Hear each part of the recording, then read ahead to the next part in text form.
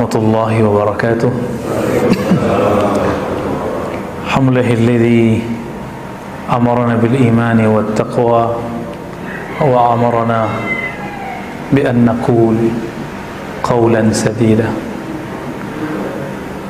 وصلى الله على نبينا محمد الذي قال: من كان يؤمن بالله واليوم الآخر فليقل خيرا أو ليصمت. أما بعد.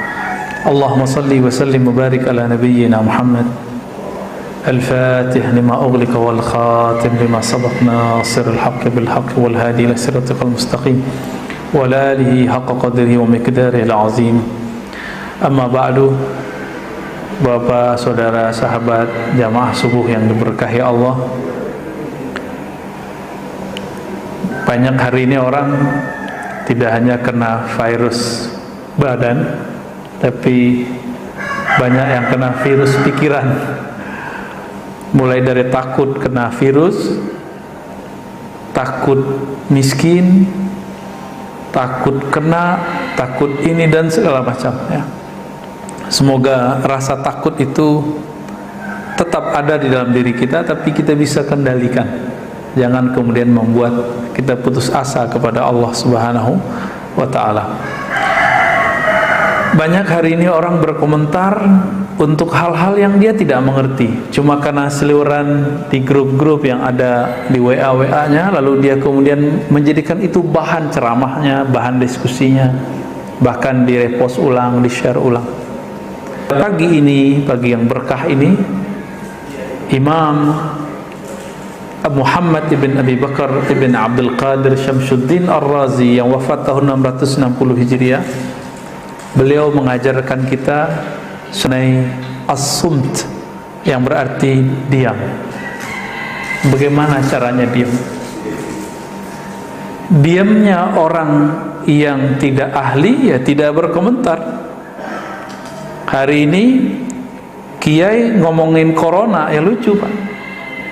Sebagaimana dokter ngata-ngatain doa, sampai ada yang ngomong vaksin lebih baik daripada Yasin. Nah ini nggak benar. Sebagaimana ada kiai yang menghantam vaksin dengan mengatakan mending kita baca Yasin, juga sama-sama nggak benar. Ini sudah melanggar ilmunya dan dia tidak diam dalam kebodohannya. Dia berbicara dengan kebodohan. Maka dalam Al-Quran surat Al-Ahzab ayat 70, Allah Rabbuna Tabaraka wa Ta'ala berfirman, ya ayyuhallazina amanu taqullah, wahai orang beriman, hati-hatilah terhadap Allah. Saya menerjemahkan takwa begitu, hati-hati. Hati-hatilah kepada Allah, itu takwa. Wa qulu qawlan sadida, dan katakanlah kata-kata yang sadid, bukan syadid ya. Sadid. Sadid pakai sin, artinya tepat. Kata-kata yang tepat. Kalau nggak tepat, uskut, diem aja. Jangan komentar. Di zaman serba modern ini, kita bisa komentar lewat sosial media, benernya. Lewat Facebook, tuh ketahuan tuh umurnya Pak. Kalau Facebook itu biasanya 30, 40, 50 tahun. Kalau yang anak-anak muda 20-an ya. Terada lagi kayak yang anak-anak lebih remaja, apalagi nama sosial medianya. Macam-macam Ustaz. Ustaz Harun antum berapa Ustaz? Udah tua ya. Jangan-jangan nggak punya IG lagi. Ada satu hadis ini walaupun tidak sampai derajatnya di bawah sahih, yaitu hasan. Al-bala'u muwakkalun bil mantiq. Bala bencana itu terwakilkan kapan terjadinya, kemunculannya dengan lisan. Karena semua orang mengatakan Indonesia ini negara bobrok beneran Pak. Ya, anak muda udah berani ngomong Indonesia bobrok, bobrok sampai ke sana. Itu muwakkalun. Ya, coba hentikan ngomong itu. Sehari aja kita nggak ngomong gitu, langsung diberkahi Pak hari itu. Pemimpin kita zalim, iya emang Pemimpin itu lawannya, kawannya dua aja, nggak zalim adil. Begitu dari dulu.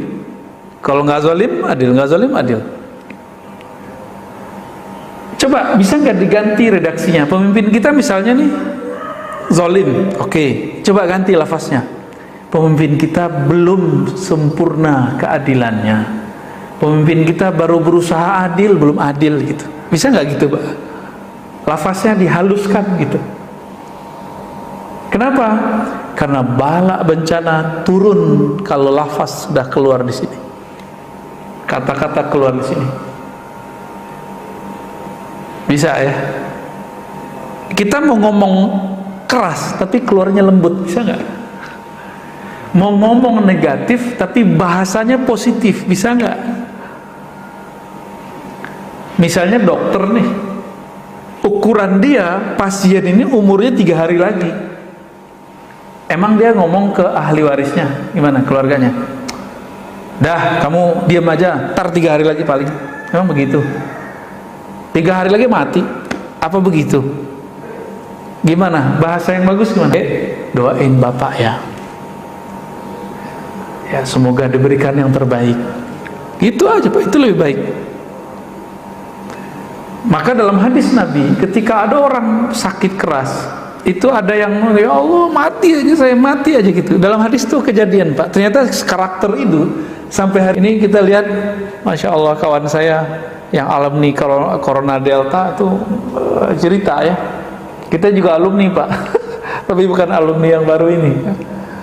Dia nggak dapat ruangan di rumah sakit dan dia menyaksikan keluhannya nggak lama kejadian. Oh, mati ya Allah, mati beneran. Coba rasa harap hidupnya masih ada, Allah hargai dia. Jadi kalau ada orang ngomong-ngomong begitu, ya Allah daripada sakit ini mati aja, tegur Pak orangnya. Tegurnya gimana? Kamu udah dapat jaminan kalau mati masuk surga. Kalau sudah dijamin mati aja. Udah dijamin belum Pak? Belum. Betul, orang yang mati karena taun ini salah satunya virus, itu masuk syahid kalau dia ridho. Kalau dia nggak ridho, nggak mati syahid ya. Nah, ini kabar gembira plus kabar pahitnya. Sahabat-sahabat kita, orang-orang tua kita, orang-orang ya dekat kita, tetangga kita yang meninggal karena corona ini, lalu dia ridho, dia syahid. Tapi kalau dia ngomong kayak tadi, mati aja, Tuhan kok begini amat, jahat amat. Udah, gimana orang begitu mau syahid? Ya, sakit kali Pak ya. Orang kayak gitu bukan syahid tapi sakit jiwanya, sakit ruhaninya. Nah, ini hati-hati nih, al-bala muwakkalun bil mantiq. Bapak nih tengkar sama istri terus ngomong, kamu kalau begini terus saya stroke nih, tunggu aja Pak. Nah, gimana biar supaya nggak stroke, nggak jadi? Bapak bayar dengan puasa atau sedekah, kafarah namanya. Bayar sedekah Pak. Yang baik. Ya Allah ampuni saya, lisanku berkata tidak benar. Ya. Kamu kalau begini kita cerai nih, nunggu waktu cerai aja Pak. Ya, tinggal nunggu waktu cerai. Jangan ngomong begitu. Ya. Marah ke anak. Kamu nih bodoh amat, bodoh beneran. Diam aja kalau kita kesel ngajarin anak. Kan ini sekarang zaman-zaman anak-anak sekolah di rumah ya, kesel aja, tapi jangan bilang anak bodoh, anak bandel, jangan ngomong gitu. Itu bala bencana tuh. Kalau pernah lakukan istighfar ya, dipegang kepala anak kita. Jangan-jangan kita ngajarin anak kita nggak pakai doa. Ya, ini nih ibu-ibu, bapak-bapak ngajarin anak pakai doa nggak? Makanya marah mulu. Kalau pakai doa mau marah nggak jadi Pak, mungkin kita menghindar. Ini rahasianya. Baca Fatihah dulu, biar gak marah-marah mulu. Ya. Wa qala an-nabiy sallallahu alaihi wasallam, inna aktsara khayataya ibni Adam fi lisanih. Tabrani dan Imam Al-Baihaqi. Maknanya sahih ya, kualitasnya hasan li ghairi. Kebanyakan dosa manusia itu ada di lisannya, benar ya? Maka saya ini Pak, dosa saya lebih banyak dari Bapak. Dari jamaah lebih banyak dosa saya. Kenapa? Saya ngomong terus Pak. Itu sebabnya sebelum saya memulai, saya diam dulu. meminta pertolongan kepada Allah, ya Allah, tolong bimbing lisanku, tolong bimbing kata-kataku supaya tidak berkata di luar. Itu maksudnya Pak. Kalau keceplosan biasanya kita cepat ditarik oleh Allah. Satu kali saya pernah berkalam, menurut saya kalam saya benar, tapi itu pahit didengar oleh sekelompok orang. Ya saya minta maaf. Itu karena dibimbing tadi. Kalau nggak dibimbing nggak ada minta maaf. Walaupun kita merasa benar. Jadi kita kalau debat merasa benar, minta maaf aja. Siapa tahu kita menyakiti orang. Ya, memang ada di sini yang nggak pernah nyakitin orang. Apalagi saya kajiannya ada 3 macam kajian saya Pak. Kajian ilmu tauhid. Itu saya nyerang orang. Tauhid ahlus sunnah kita diserang orang, ya saya serang balik dong, mempertahankan diri, mempertahankan akidah kita, manhaj kita. Boleh nggak? Kita dibilang sesat sama mereka, boleh nggak kita balas? Ya boleh. Tapi ketika saya membalas, ada juga yang tersinggung. Ya wajar dong, dia menyinggung kita, kita balas menyinggung. Tapi saya bukan berniat menyinggung, saya berniat menyentuh. Cuma beberapa memahaminya saya keras. Enggak, saya enggak bermaksud begitu. Kita enggak menyimpan kebencian apapun dalam diri kita, karena cukuplah sebagai sumber yang kalau Allah pandang Allah benci ngelihatnya. Ngapain kita menyebar kebencian lagi? Ya, kritik masa enggak boleh? Emang kalau orang kritik kita berarti dia benci atau sayang, Pak? Bapak kalau dikritik orang, itu artinya orang itu benci sama kita apa sayang sama kita? Jangan-jangan sayang sama kita. Kita yang salah paham. Ya. Nah, kebanyakan orang, nah ini dosa, makanya dosa paling banyak nanti ada di para khutbah, para orator, termasuk saya ini Pak. Apa buktinya? Coba lihat hari ini di YouTube, di sosial media, di TV, orang perang opini dengan lisan, benar ya? Benar ya? Semuanya, orang ngomong vaksin aja asal asbun bunyi, yang penting bunyi. Orang mengira keren itu bunyi, enggak. Keren, haibah, wibawa itu kadang-kadang nggak mesti orang berbicara. Ya, tapi karena saya lagi didaulat berbicara, ya saya berbicara Pak ya. Yang penting khutbahnya bukan lagi sholat ya. Ada kawan kita nanya Pak, Ustadz, boleh nggak abis sholat kita baca alhamdulillah? Kan hadisnya nggak ada. Boleh nggak Ustadz, abis sholat kita buka handphone, abis assalamualaikum? Ya boleh, yang penting assalamualaikumnya udah dibaca. Ya, nggak apa-apa kan? Ya nggak apa-apa. Yang penting baca dulu assalamualaikum baru ngomong apa aja, guling-guling juga boleh. Ya. Wa qala sallallahu alaihi wasallam. Ya. Berkata baginda Nabi Muhammad sallallahu alaihi wasallam, hadis ini riwayat Tabrani, man kasura kalamuhu kasura saqatuh. Yang banyak ngomongnya, hati-hati, banyak sakatnya. Sakat itu kalam yang menjatuhkannya. Wa man kathura saqatuhu kathurat dzunubuh. Siapa yang banyak jatuhnya, salahnya, akan banyak juga dosa yang mengiringinya. Dzunub itu bahasa Arab artinya sesuatu yang akan berakibat di belakang hari. Itu. Wa man kathurat dzunubuhu kanat an-naru aula bih. Kalau sudah banyak dosa, ya neraka yang dikejarnya. Ini bukan panitia neraka Pak. Nabi lagi ngingetin kita, hati-hati sama lisan. Lisan ini ujungnya surga atau ujungnya neraka, dua aja. Ya. Tapi sekarang orang hobi meneraka-nerakakan orang lain. Yang paling lucu itu Pak, kajian antum yang di sini, tapi kajian saya itu dipotong, terus ada yang komen. Komen itu disampaikan ke saya. Komennya lucu, gimana komennya? Ini yang paling lucu bagi saya mau ketawa kalau dia komen begini. Saya bersaksi nanti di akhirat bahwa si orang ini, orang jahil ini, pembawa fitnah ini, dia telah bawa kedustaan. Kira-kira gitu maknanya. Dia lupa, nggak baca ayat. Kalau di Quran disebutkan setiap orang nanti dia nggak akan sempat Pak bersaksi, nggak akan sempat. Ya, yang ada Bapak ketemu saya nih paling menghindar. Bapak ketemu saya pun menghindar. Kan Bapak ngira saya ini ustadz. Ustadz kan seharusnya nggak banyak dosa, tapi kan saya banyak dosa Pak. Loh, dosa akal, dosa batin, banyak dosa saya. Ketika Bapak nanti mencari, jadi kan nanti orang-orang di akhirat tuh nyari backup, nyari syafaat. Karena nggak ketemu Rasulullah, cari guru. Bapak nanti nyari-nyari guru ntar. Gurunya lagi kesusahan. Semua orang nanti nyari Nabi Adam. Nabi Adam bilang dari surga. Kata Nabi Adam, cari Nuh. Nuh juga bilang begitu. Nuh mengatakan, dulu umatku aku doakan hancur. Datang ke Ibrahim. Ibrahim mengatakan, saya pernah bohong 2 kali. Bohongnya itu benar loh Pak, Nabi Ibrahim. Itu beliau merasa nggak bisa memberi syafaat orang. Sekarang mursyid sok-sokan, udah sering bohong, sok-sok bisa nyelamatin murid. Ustadz dengan jamaahnya sok-sok bisa menyelamatkan murid. Ngancem-ngancem orang dengan neraka. Nauzubillah min dzalik. Nauzubillah min dzalik.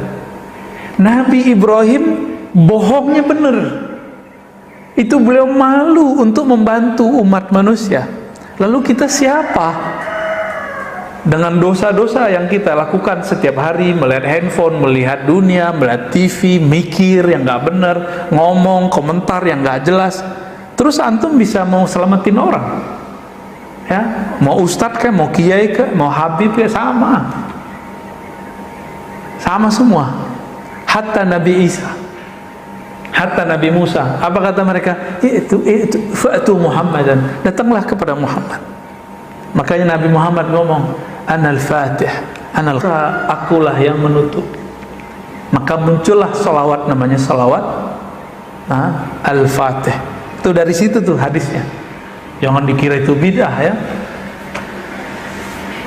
Salah satu salawat favorit saya setelah salawat Ibrahimiyah yang kita baca dalam salatnya, dalam tasyahud.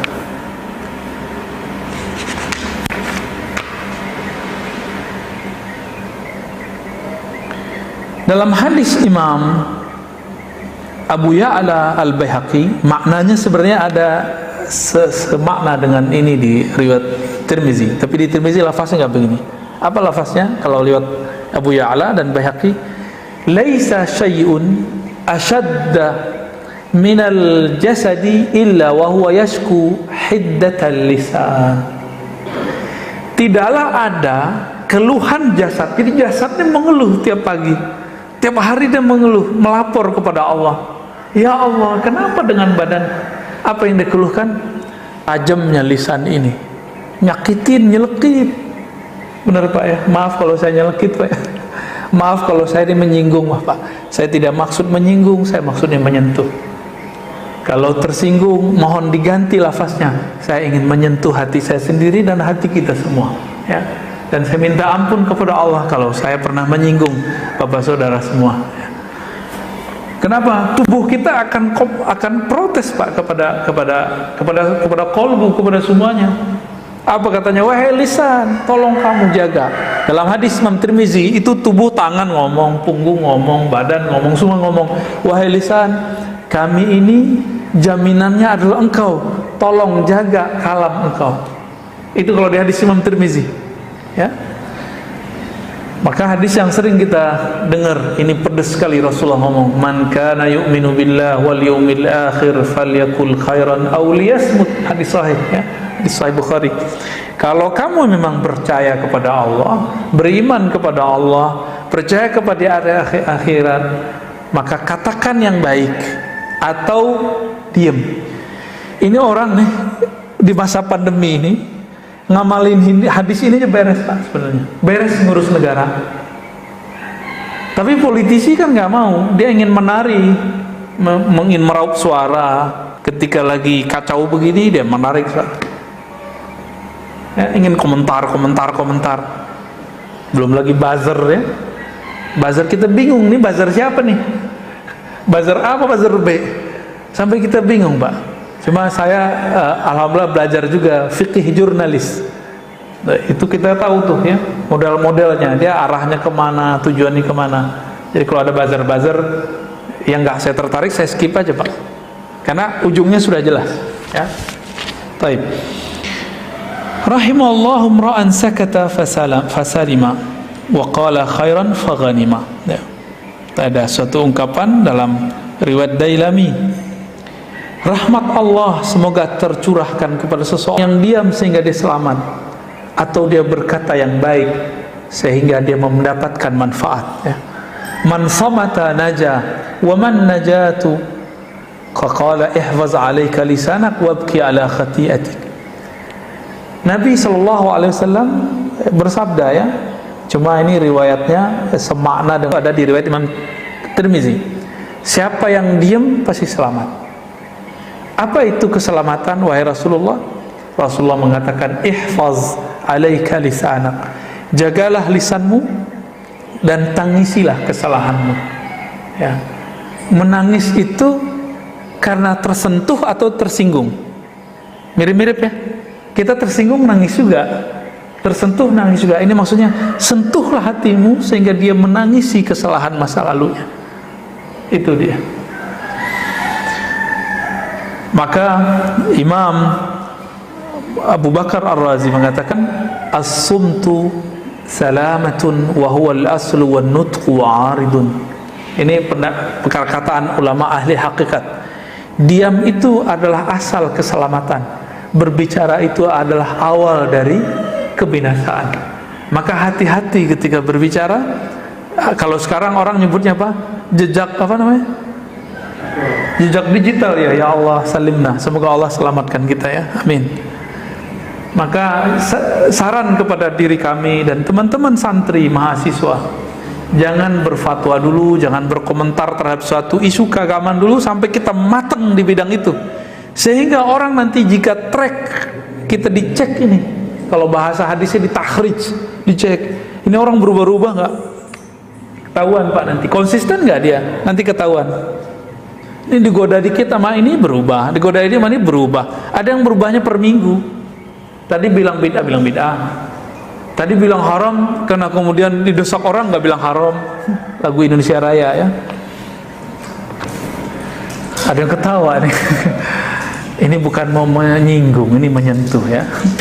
Kalau sebelum ngomong, pikirkan dulu, jangan ngomong dulu baru mikir, gitu maksudnya. Matengin dulu bahan kita, baru komentar.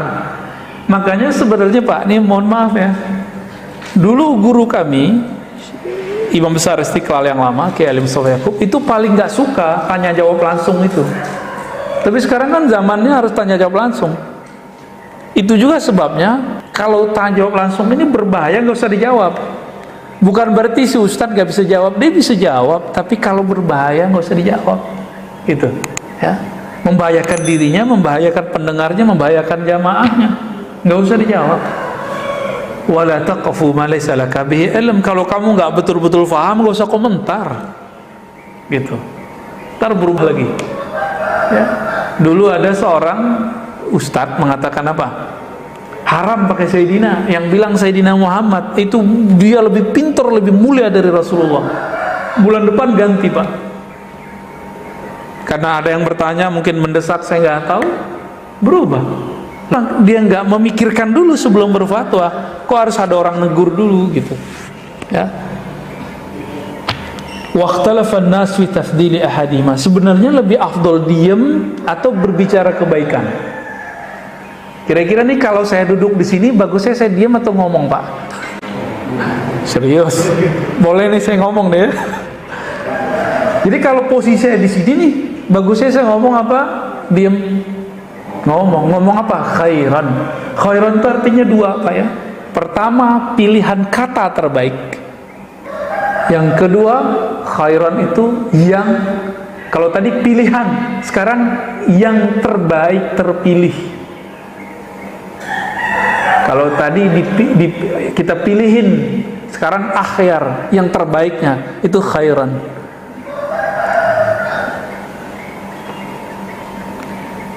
Wal asah anna kulla wahid minhum afdal min al-akhar fi ba'd al-mawadi', lakin al-muwaffaq man ya'rif mawdi' al-sumti wa mawdi' al-nutq, ya. Jadi kadang berbicara lebih afdal daripada diam. Kadang diam lebih afdal daripada berbicara. Kapan berbicara lebih afdal? Kita sudah tahu. Misalnya nih kita lagi presentasi, masa diam doang? Bapak lagi ujian skripsi, tesis, disertasi, diam nggak? Atau harus jawab? Kata Pak Kiai, diam itu emas Ustaz. Saya ditanya, saya diam aja. Emang begitu? Enggak begitu juga ya. Berarti ada diam yang emas, ada berbicara yang intan mutiara. Tinggal dipilih nih yang mana. Imam Bishr al-Hafi, salah satu ulama Ahlus Sunnah, ulama salafus soleh yang sufi, beliau wafat tahun 227 Hijriah. 227 Hijriah. Ini jauh sebelum Imam Ahmad. Imam Ahmad 241 Hijriah. Ini sufi loh Pak. Jadi sufi itu salaf, muncul di zaman salaf. Maka mengingkari sufi, ini mengingkari salah satu pilarnya ulama salaf. Sufi inilah yang ngurusin kolbu. Cuma sayang, ustadz-ustadz hari ini sebagian orang yang pegang mic seperti saya ini kadang-kadang dia nggak mengerti sufi, dia cuma tahu dari orang atau dari buku yang anti sufi, lalu kemudian ngata-ngatain sufi. Kalau Ustadz Harun sufi beneran, suka film film Korea Ustadz ya. Apa kata Bishr al-Hafi? Beliau meninggal hari Rabu ya, Muharram tahun 227 ya. Kata beliau, "Idza a'jabakal kalam faskut, wa idza a'jabaka sukut fatakallam." Saya ingat saya dengar kalam ini dari guru saya tahun 2008. Ulama Damaskus namanya Dr. Badi Sayyid Al-Laham, guru hadis kami. Ya, guru dosen hadis kami. Apa kata beliau? Kamu kalau kayaknya megang mic itu kayaknya kecanduan. Kan ada orang kalau udah megang mic itu susah berhenti ngomong Pak. Mau ngomong terus ya. Kalau kayak ketemu mic tuh kayak mau makan mic tuh, kayak anak kecil lagi makan permen tuh. Faskut, diem gitu. Nggak enak dilihat orang. Maksudnya apa? Jika kamu bernafsu dalam kalammu, diamlah kamu. Jika kamu takjub ketika kamu ngomong, oh keren ya saya ngomong, diamlah engkau. Dibalik, jika diammu membuat kamu merasa baik, merasa pintar, merasa lebih suci, berbicaralah. Ini yang disebut dengan mukhalafatul hawa, melawan tarikan hawa nafsu.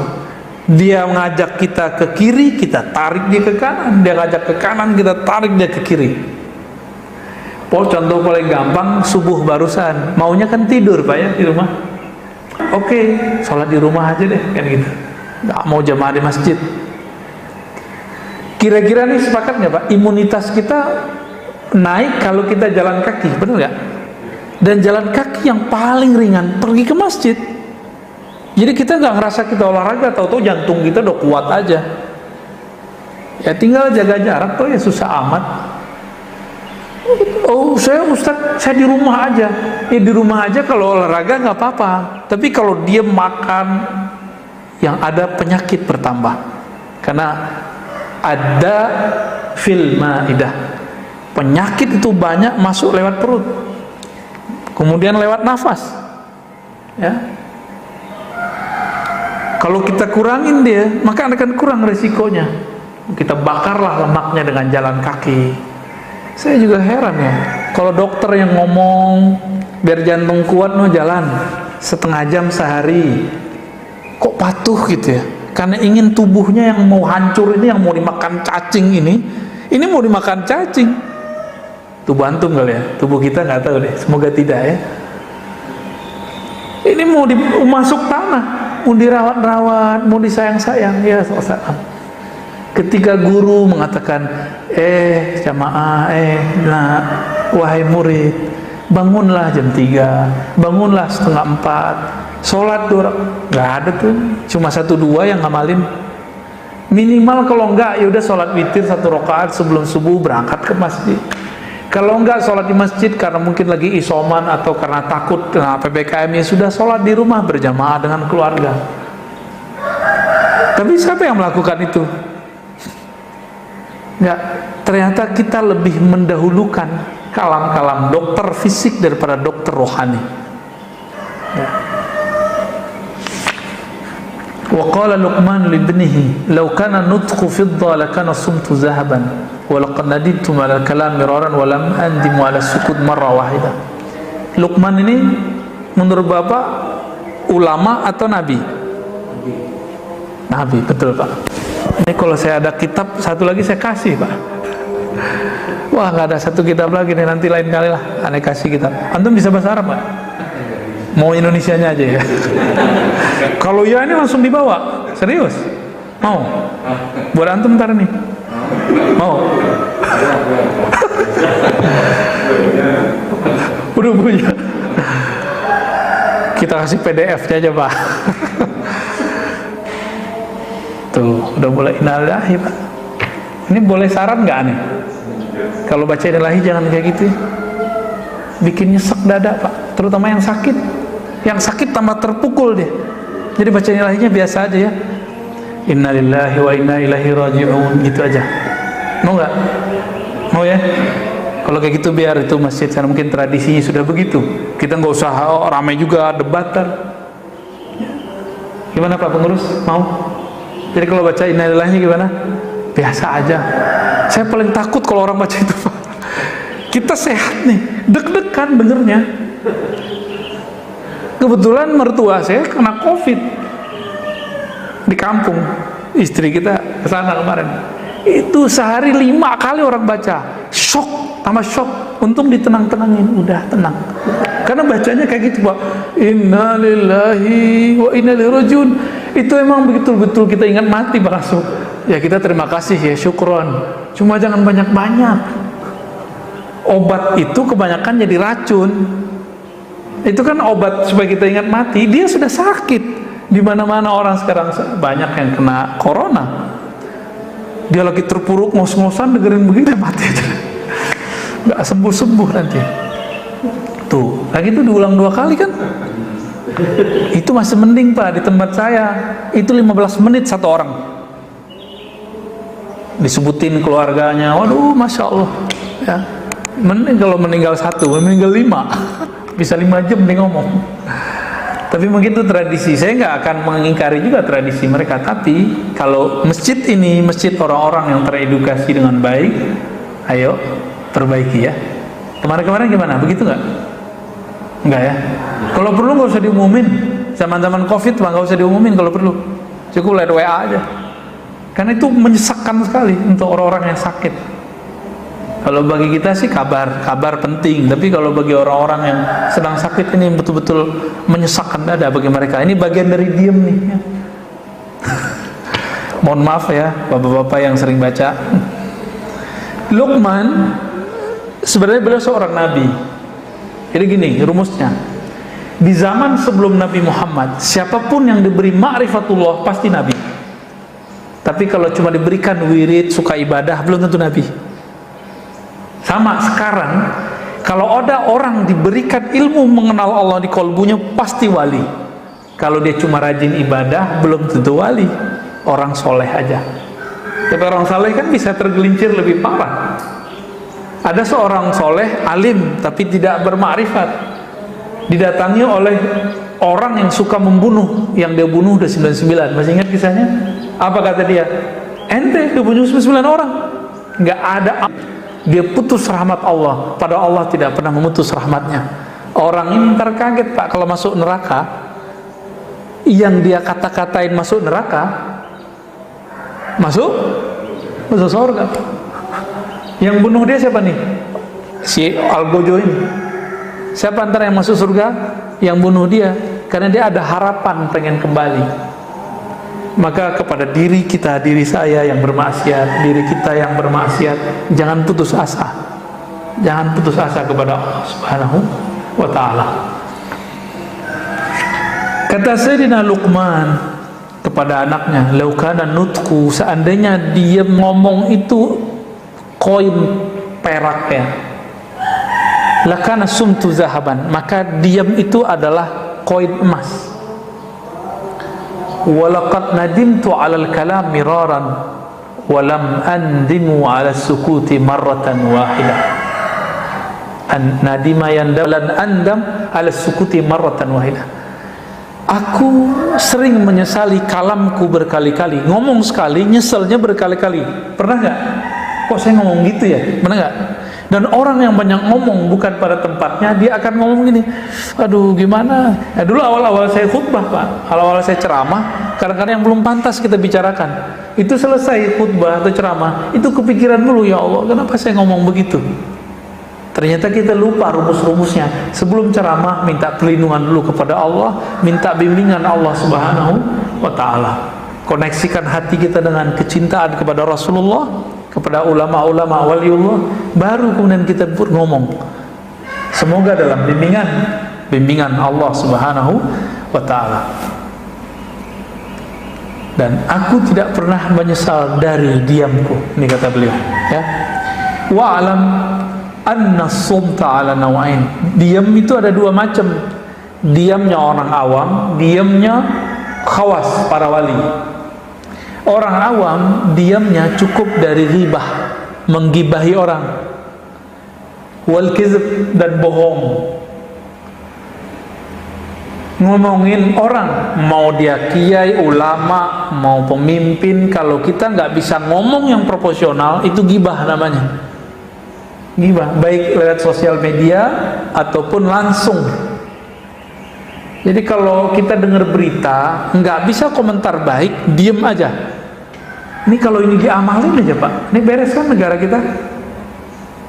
Cuma karena semua orang ngomong, di rumah kita aja pasti ada yang suka komentar terhadap semua apa yang terjadi di negara ini, baik dari kejadian pergerakan partai, kebijakan pemerintah, rakyat ini, opini ini, pasti banyak yang komentar padahal dia nggak ngerti apa yang dikomentari, ya.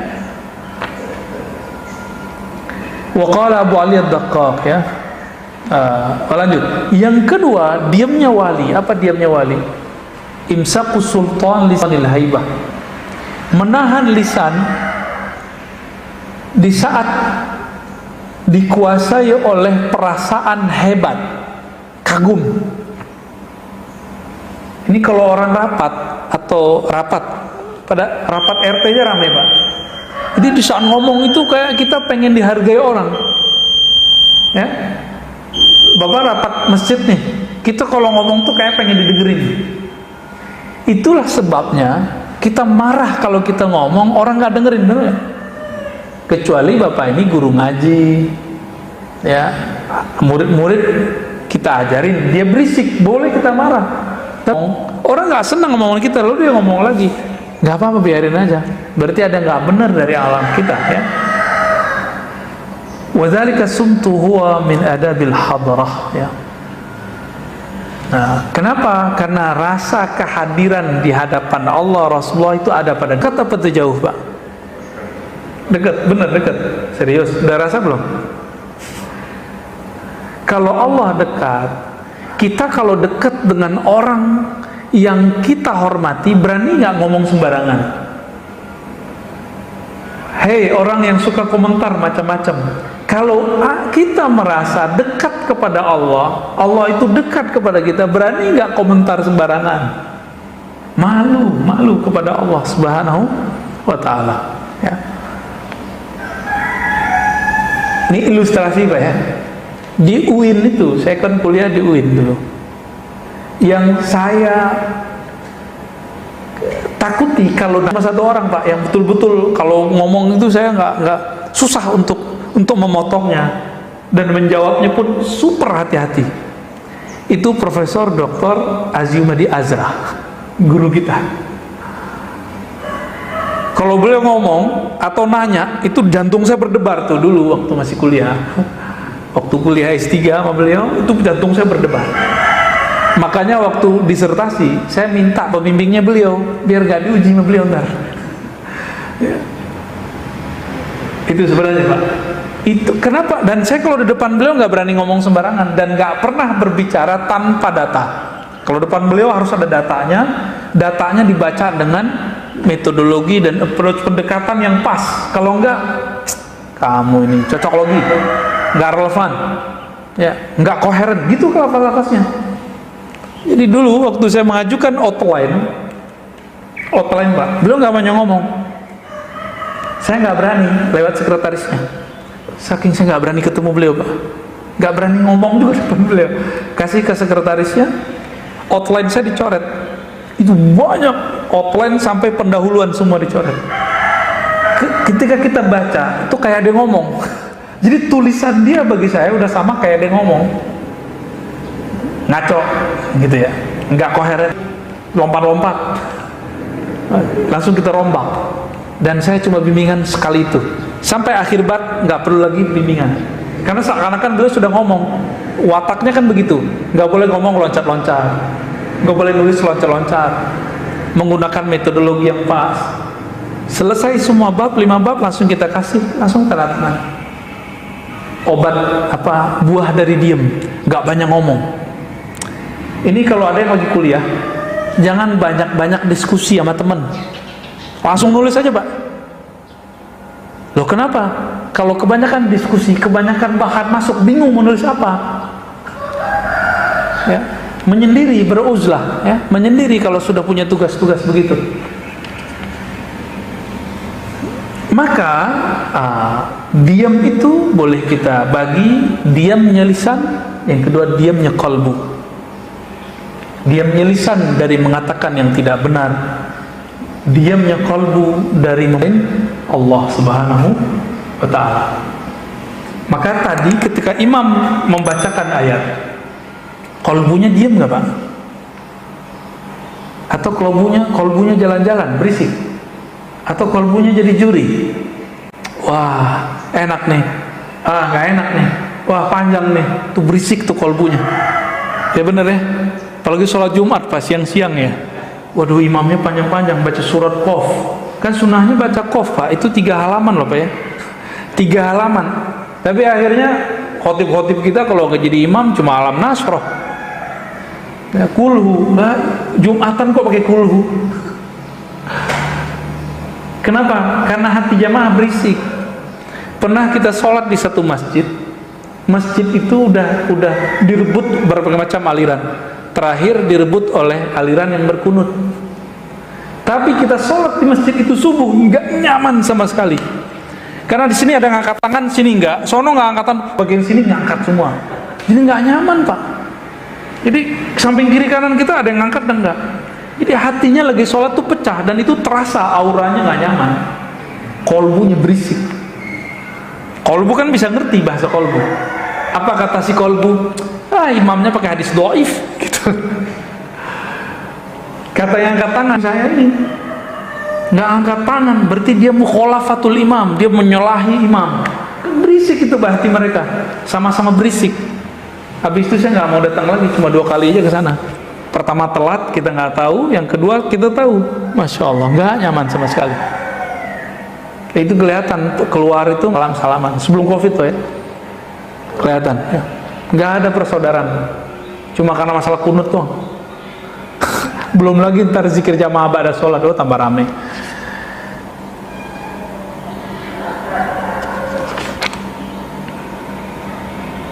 Ridho, Pak. Ini bagian terakhir nih. Apa beda tawakal sama ridho? Tawakal itu sumtu qalbihi an talabi rizki.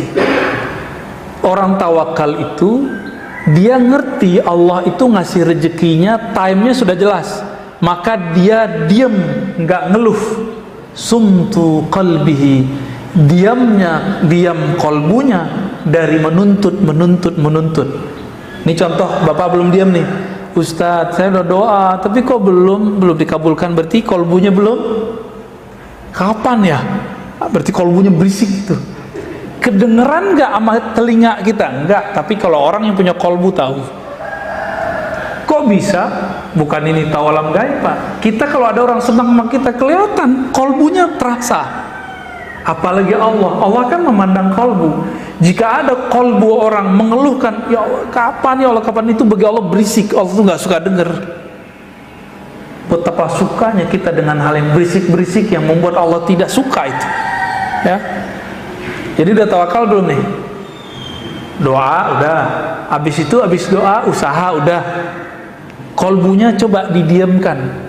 Jangan nuntut lagi, udah jalani aja. Lalu ridho apa di atasnya? sumtu qalbihi an harakatil i'tirad.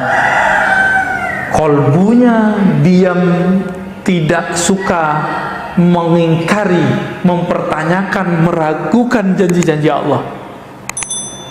Jadi bapak ini kalau sudah ridho, udah ridho belum sama Allah nih? Nuntut corona selesai atau nuntut Allah ridho kita dalam corona? Pilih mana pak? Corona selesai Allah nggak ridho, mati. Corona selesai Allah nggak ridho, atau pilih Allah ridho dalam corona ini? Pilih mana pak? Maunya Ustadz corona habis Allah ridho, nanti pak Imam Mahdi keluar lama. Kalau sekarang apa tuntutannya? Ridho nggak hidup di zaman Covid? Ridho. Oke, maaf, antum umur berapa nih? 43. Oke, Covid baru 2 tahun kan? Berarti 41 tahun nggak ada corona kan? Jangan lupakan itu. Bernostalgia nggak berangkat kerja macet-macet? Sekarang nggak kan? Nggak terlalu lah, dikit doang karena ada penyekatan. Jadi penyekatan ini aneh juga Pak ya. Orang biasanya lancar, ini malah jadi serba salah. Kitanya salah, entah mereka yang salah ya. Wah ini masih banyak ini. Cukuplah ya. Al-arif idza takallama malak wal muhibbu idza takallama halak. Silakan diartikan sendiri yang bisa bahasa Arab. Ya kira-kira itu Ustaz. Ada yang mau diskusikan? Tanya sebentar. Ya ya. Ucapan itu kan cermin dari hati. Ya. Kalau kita ingin mengelola ucapan kan harus mengelola hati. Tadi Ustaz sudah beberapa kali menyampaikan kiat-kiatnya, antara lain adalah positive thinking tadi, terus kemudian tidak memelihara kebiasaan spontanitas, kepikir ngucap. Yang ketiga tadi memperbanyak referensi dulu. Iya. Nah, kiat-kiat apa lagi yang bisa kita terapkan agar kita bisa? Ya, yang pertama Bapak sebut itu apa kata Nabi? Istafti qalbak. Bertanyalah ke dalam kolbumu. Ini ilmu para wali Bapak ya. Jadi para wali itu kenapa mereka bisa jadi wali? Ngapain nanya ke kolbunya? Kolbu terhubung ke ruh langsung ke Allah. Itu kelebihan wal aulia Allah dari dulu. Kalau kita buka nih sirah mereka, perjalanan hidup mereka ngamalin hadis yang itu. Di dalam diri kita kan ada kata-kata. Kita mau berangkat, tapi hati kita bilang tunggu dulu, tahan. Kita lawan, jalan. Ternyata tabrakan. Pernah ngalamin nggak? Ya saya pernah ngalamin. Padahal di mobil kita nyetir baca maksurat Pak, Al-Wirdul Latif. Maksuratnya Imam Haddad saya baca. Kurang sakti apa itu? Al-Wirdul Latif sangat panjang, sama dengan maksuratnya Syekh Hasan Al-Banna, panjangnya sama.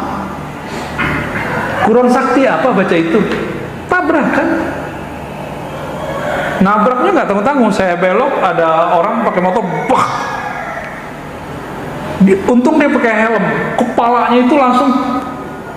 Jadi dia tuh guling-guling Pak, kena ke tiang listrik. Masih syukur kepalanya nggak pecah, yang pecah cuma helmnya. Saya masih syukur. Coba kalau kepalanya pecah kan saya masuk penjara. Tapi saya nggak salah juga, karena dia nggak punya SIM. Nggak punya SIM, kita mau ke kiri dia, kira-kira gitu. Batin saya udah bilang, jangan berangkat dulu, nunggu agak siangan dikit. Tapi kita lawan, pengen cepet-cepetan, pengen buru-buru. Ternyata benar kata Nabi, buru-buru itu dari setan. Benar ya? Alaika bita'anni, hendaklah kamu pelan-pelan, santai. Kenapa? Karena buru-buru dari syaitan. Jadi mulai latih Pak, latih. Dan itu latihannya sholat istikharah. Coba sholat istikharahnya cuma mau nikah doang kan? Kalau nggak nikah lagi nggak usah istikharah dia. Gimana? Mau nikah lagi? Enggak, istikharah itu bukan ketika kita mau nikah doang. Nabi mengatakan idza hamma ahadukum, jika kamu punya masalah, keinginan, cita-cita, project, maka wudhulah yang bagus, lalu sholat 2 rakaat, baca doa istikharah. Itu doa ngomong ke hati kita hadapkan kepada Allah. Canggih gitu. Orang kalau biasa doa istikharah, dia akan terbiasa berdialog dengan jiwanya. Itu melewati meditasi, Pak. Lewat meditasi itu cuma mengosongkan diri. Ini langsung berbicara dengan sumber keheningan itu. Orang meditasi kan mencari keheningan. Ini udah langsung sumber yang memberikan hening itu siapa? Kan Allah. Selesai di tangan Allah itu sudah.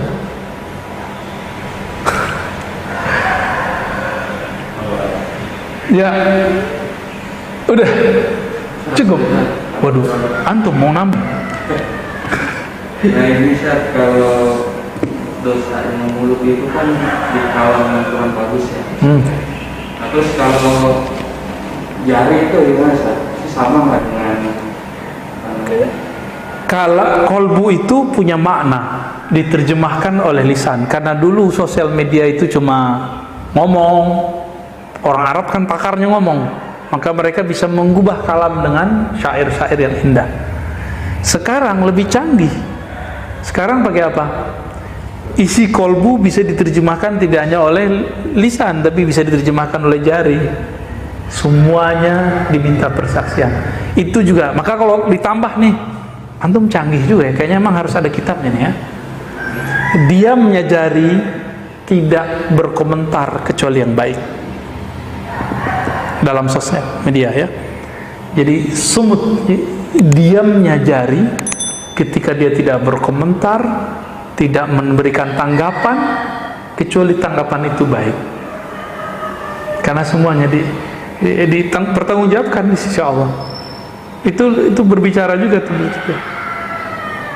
Canggih emang sekarang ya. Kalau Nabi Musa hidup tuh, Nabi Musa juga bingung. Ini kalian bisa ngomong jarak jauh ya?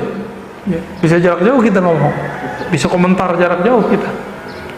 Makanya Nabi Musa pengen jadi umat akhir zaman. Kita nggak pernah minta kan? Pernah minta nggak dulu? Nggak inget ya? Sebenarnya kita pernah minta, tapi di alam lain. Ya, ada Ustaz Harun. Ya, dibacain, silakan. Izin nanya Buya, karena kita tidak boleh zalim terhadap siapapun, bahkan diri kita sendiri. Pertanyaan, bila kita merasakan keinginan untuk minum khamar atau maksiat, bila kita hindari ini, malah zalim. Maksudnya apa itu? Kita nggak mau zalimin orang, terus? Ya, izin nanya Buya, karena kita tidak boleh zalim terhadap siapapun, bahkan diri kita sendiri. Pertanyaan, bila kita merasakan keinginan untuk minum khamr atau maksiat, bila kita hindari ini malah zalim. Ya, nanyanya polos banget ya. Ya, bagus. Jadi ada konsep sebagian orang, zalim itu tidak mengikuti keinginan, bukan. Zalim itu lawan dari keadilan. Keadilan itu menempatkan sesuatu sesuai tempatnya, fitrahnya. Kita difitrahkan nggak maksiat? Difitrahkan nggak? Diperintahkan nggak untuk minum khamar? Maka di saat ada keinginan itu kita nggak penuhi, emang kemudian jadi zalim? Enggak, justru kalau kita ikuti itulah yang zalim. Ini contoh yang sering saya pakai. Anak kita umur 10 tahun minta beliin motor, dia pengen pakai motor. Bapak kasih atau bapak tahan? Zalim ketika bapak menahan, duit ada padahal. Itu zalim atau adil? Jadi keadilan itu tidak mesti dengan memberi ke semua keinginan. Keadilan itu kadang bisa dengan menahan satu pemberian.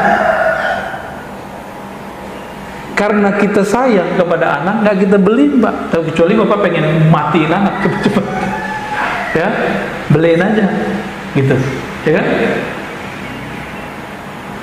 Ilustrasinya dapat? Hawa nafsu kita tuh kayak anak kecil, keinginannya banyak. Kalau belum sampai saatnya, jangan dikasih. Kalau khamar kan di sorga doang. Kalau maksiat, ada sesuatu yang dia tidak maksiat jika sudah akad misalnya. Makan punya orang haram, tapi kalau sudah beli nggak haram, gitu. Ya. Dan lain-lainnya contohnya. Ya, wallahu a'lam. Ada lagi Ustaz? Satu lagi Ustaz katanya.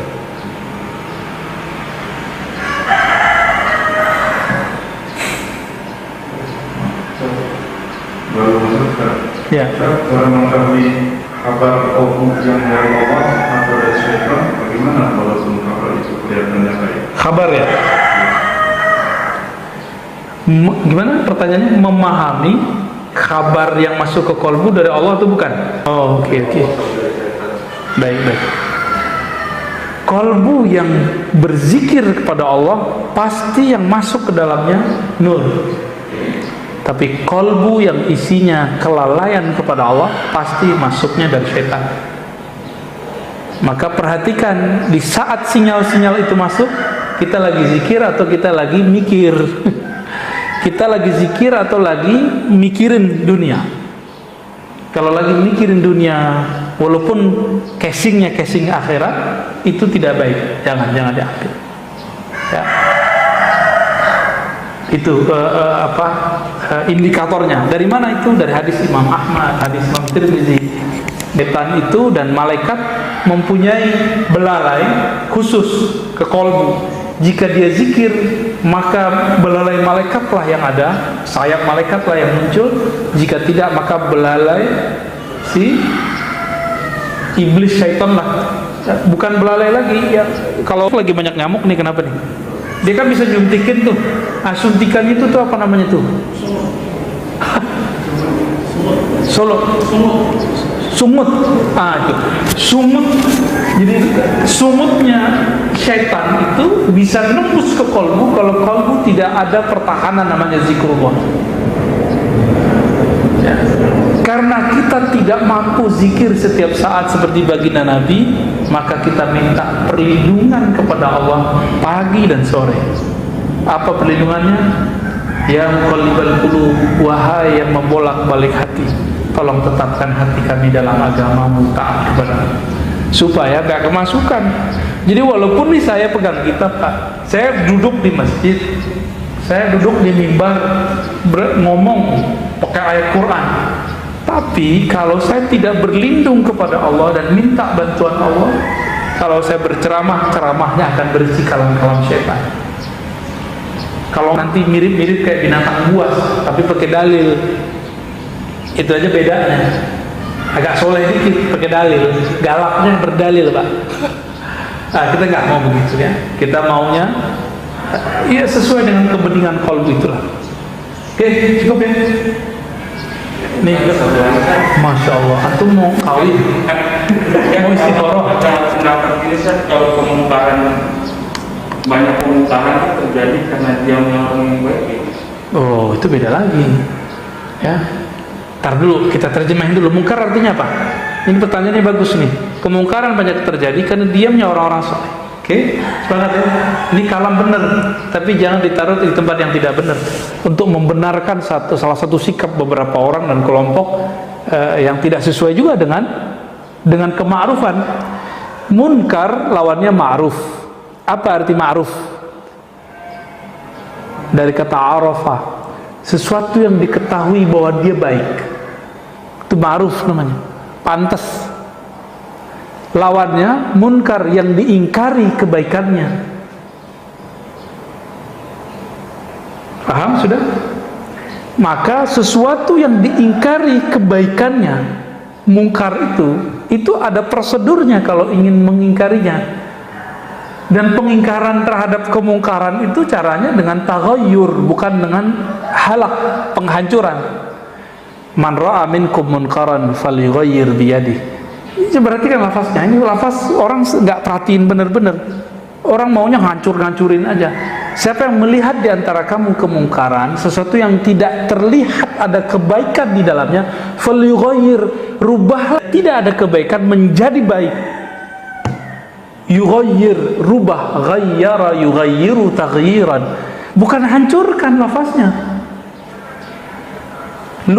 Dirubah, Pak. Bisa nggak ngerubah itu? Kalau yang kita bayangin apa? Siapa yang melihat kemungkaran, hancurkan, gitu kan? Enggak begitu. Kemungkaran itu yang dirubah kemungkarannya atau pelaku kemungkarannya. Antum nih ada tempat orang mabuk-mabukan, terus hancurin botol-botol, emang begitu? Enggak begitu. Yang minumnya dan yang punyanya yang dibenerin, itu yang disebut yughayyir, merubah. Gimana caranya supaya orang berubah tapi dia nggak tersinggung dan dia nggak merasa tersiksa? Itu yang disebut ma'ruf. Makanya jangankan hadis tadi ya, di surat Luqman, ketika ada orang tua kita yang berbeda keyakinan dengan kita, apa kata Allah? Wasahibhuma fid dunya bil ma'ruf. Bersahabatlah, sikapilah, tanggapilah orang tuamu yang beda keyakinan itu dengan ma'ruf, dengan yang sepantasnya, yang menurut orang baik. Anak kalau ke orang tua gimana bagusnya? Ma'ruf namanya. Itu artinya ma'ruf. Jadi ini hemat kita nih ketika merenung Nabi SAW. Siapa yang melihat kemungkaran yang tidak ada nilai kebaikan di dalamnya, maka rubahlah, falyughayyirhu. Siapa yang dirubah? Pelaku kemungkarannya. Kecuali sudah mentok, baru dia nggak mau, baru kemudian menggunakan kekuasaan untuk menghancurkan tempat itu. Dan kita lihat ya, di apa namanya, Gang Doli dulu ya di Surabaya, itu caranya kan sangat ma'ruf. Orang-orangnya diberikan skill, nggak ada pengusiran, penghancuran, nggak ada. Digiring-giring, diseret-seret, nggak ada. Bubar dengan baik, dengan ma'ruf, gitu. Ada seorang wali masuk, Pak, ke tempat lokalisasi itu. Dia pesan perempuan paling cantik, dia pesan kamar paling mewah di tengah-tengah, jadi dicari mana-mana tempat yang tengah. Masuklah ke kamar berdua sama yang cantik itu. Dia wali nih, penyamar. Sampai di dalam, dia nggak pegang, nggak sentuh sama sekali sih. Kalau kita nggak langsung serobot kali, Pak ya. Iman kita lemah, Pak, nggak kuat kita. Cuma wali-wali tertentu yang bisa. Malah dia sholat 2 rakaat, bermohon, nggak tahu apa yang diminta. Habis itu dia keluarkan uang tambahan tips, padahal tadi udah dibayar. Tambahan tips yang gede sekali untuk si perempuan. Perempuan itu bingung, kenapa saya jadi jamah? Malah nangis. Apa saya jelek? Enggak, kamu nggak jelek, kamu cantik. Tapi saya dapat tugas di sini. Akhirnya perempuan itu minta dinikahi. Ya nggak dinikahi, dia kan cuma tugas doang. Tugas untuk sholat di situ. Nggak lama setelah itu bubar itu, Pak, lokalisasi. Itu namanya ya, cara yang ma'ruf. Habis itu Allah ilhamilah orang-orang yang berkuasa di tempat itu, lalu mendapat kekuatan yang nggak tahu datang dari mana, lalu bisa menghabiskan orang-orang yang atau berkomunikasi dengan baik dengan backing-backingnya. Udah terpinggirkan semua. Tuh cantik, nggak ada korban, nggak ada yang menderita. Walaupun kemudian ada yang teri-terinya ngeles ya, dia balik lagi ke dunia hitam. Ya, di dalam kalbu kita ada kehitaman, nggak usah tuduh-tuduh orang hitam lah. Ya. Itu ma'ruf. Jadi yang dirubah siapa?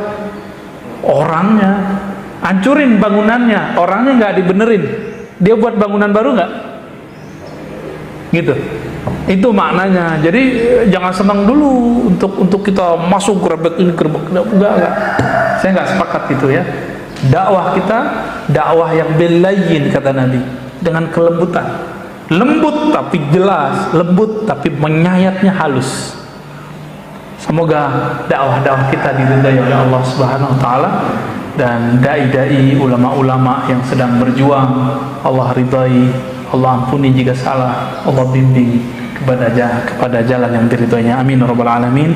Subhanakallahumma wa bihamdika asyhadu an la ilaha illa anta astaghfiruka wa atubu ilaik. Allahumma shalli ala nabiyyina Muhammad. Assalamualaikum warahmatullahi wabarakatuh.